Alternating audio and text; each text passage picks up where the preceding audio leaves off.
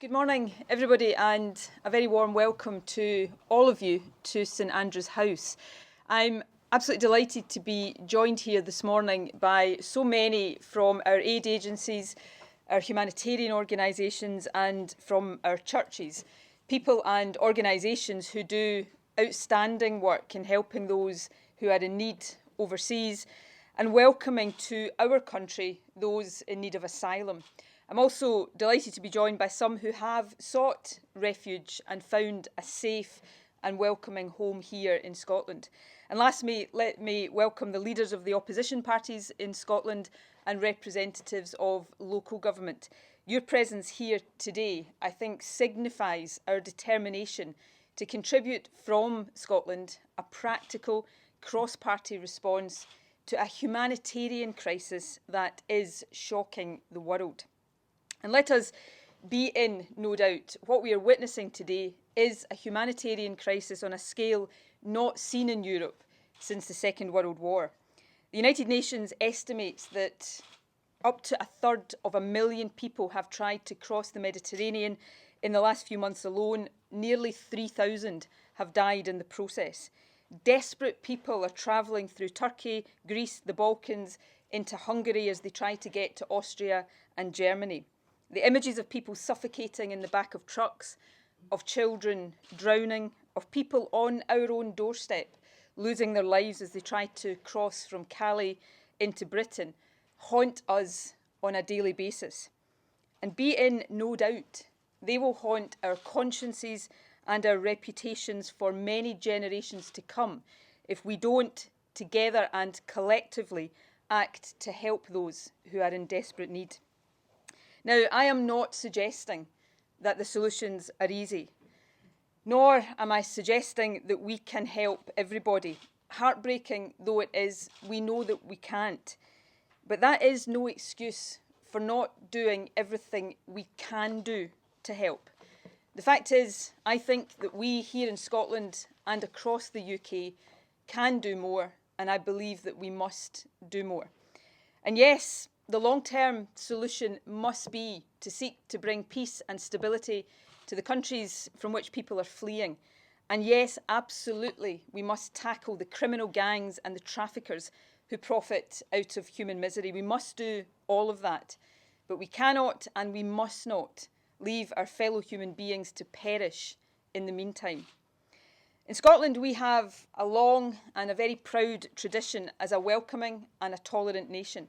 A country where down the generations, thousands of people fleeing persecution, war and desperate circumstances that we can scarcely imagine have found refuge, a place of safety and a new home to call their own. Our country, in my view, is richer, much richer for the contribution that they have made. And that welcoming and tolerant tradition is not unique to Scotland. It's something that we have long shared with our neighbours across these islands. Britain, down the generations, has distinguished itself in the welcome it has given to refugees fleeing war and persecution. Just this year we marked the passing of Sir Nicholas Winton, who organised the Kinder Transport, bringing 10,000 children to the UK from Nazi-occupied territory. It is that proud history of compassion and leadership, as well as our human despair at the images we see daily on our TV screens, that makes it, in my view, so desperately dispiriting to see the UK government struggle to show leadership in this refugee crisis. And let us be very clear, certainly let me be very clear, that that is exactly what this is, a refugee crisis. I think language and terminology really matters. And I think it's important that we don't describe this as a migration crisis. Immigration and asylum are not the same things. In my view, it is perhaps treating them as if they are, that it is making it so difficult for David Cameron to show the leadership that he must. Instead of this being about a humanitarian response to a refugee crisis, it has become part of a vexed, troubled and often pejorative debate on immigration. Indeed, perhaps one policy step that could be taken would be to remove refugees from the target on net migration. The people that we see crowding railway stations and wading ashore on Europe's southern and eastern frontiers are not willing migrants. They are desperate, frightened and vulnerable human beings forced to flee their homelands, often in fear of their lives. And the fact that so many are prepared to risk their lives and risk the lives of their children to get to Europe should be proof enough of that. The image this week of 3-year-old Aylin Kurdi washed ashore on a Turkish beach is heartbreaking beyond words. It moved me, and I'm sure countless others around the world, to tears. It's a picture now seared into the collective consciousness of the world, and it's a demonstration in the starkest and cruelest terms possible of the reality of what this crisis is.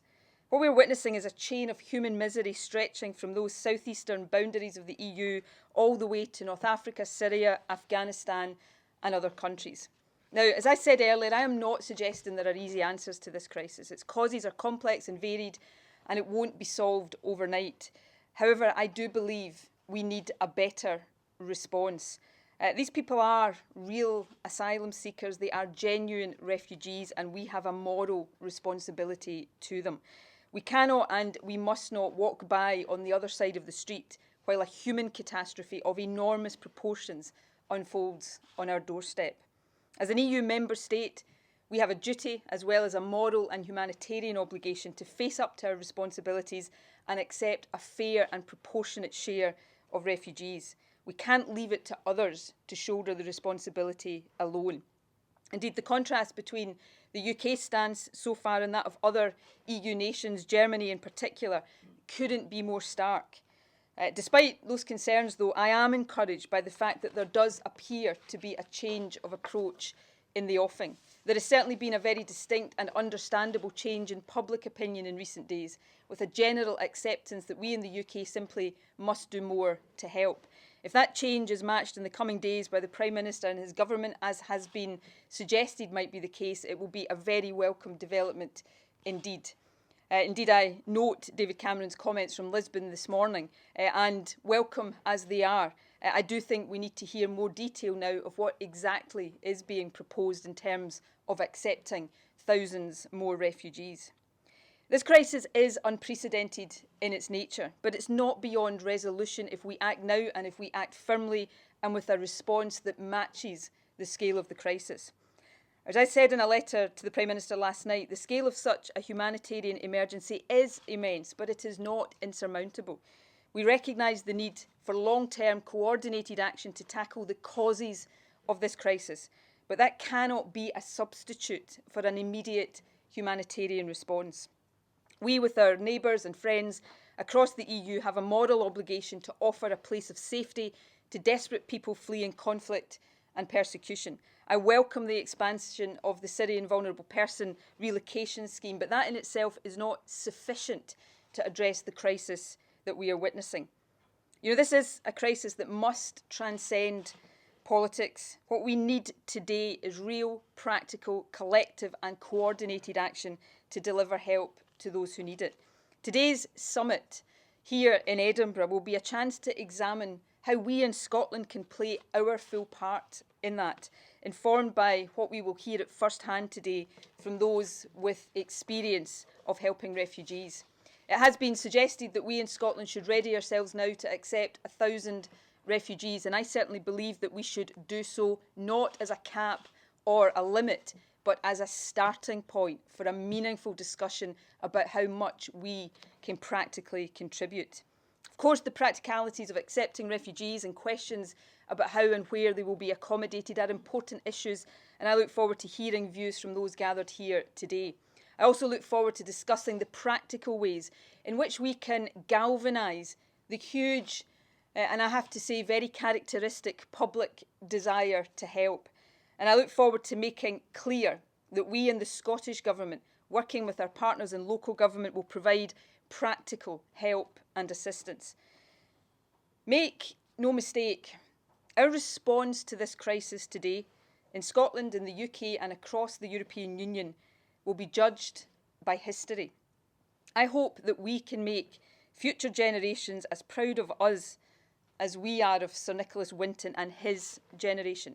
I hope we can prove that our proud traditions have not perished in a narrow debate about immigration, but that instead, when the world is looking for leadership, courage, and a simple display of common humanity, we will be found standing eagerly at the front of the queue, not cowering timidly at the back. For my part, as First Minister of Scotland, my message is a simple one.